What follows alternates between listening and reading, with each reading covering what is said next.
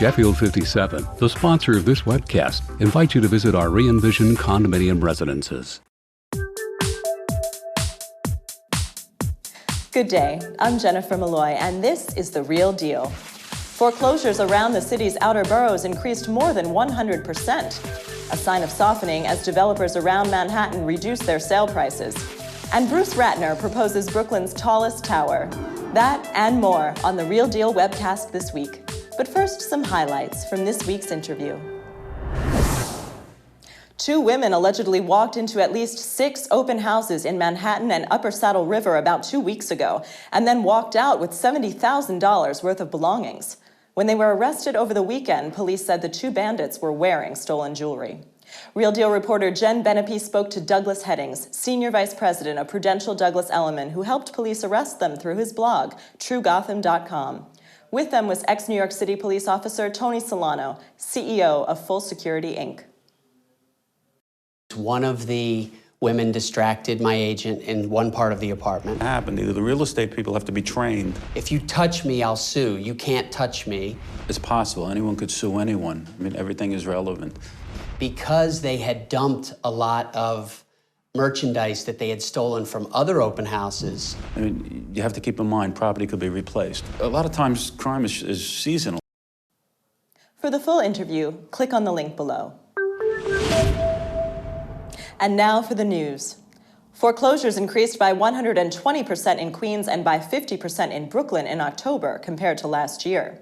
The Realty Track report also showed that Brooklyn foreclosure increases were on par with the rest of New York State. A report by forecasting firm Global Insight said rising rates of home foreclosures would lead to $10.4 billion in lost economic activity in the New York metro area. The first sign of softening real estate prices is now showing. Prices at new residential developments throughout the city have been slashed by as much as 13% in recent weeks. Developers are scrambling to unload inventory and pay off loans and taxes from the Lower East Side to the Upper West Side to Harlem. Brokerage Corcoran Group confirmed that fewer apartments are being sold. 858 went into contract in September, a 9.9% drop from a year ago and the lowest total in 2 years. Developer Bruce Ratner plans to build a mixed-use tower on J Street in downtown Brooklyn. To be designed by Renzo Piano, the tower could reach 1,000 feet, higher than the borough's tallest building, the Williamsburg Savings Bank. Larry Silverstein won the bid last week for the Paramount Group's 1 million square foot tower at 1177 6th Avenue.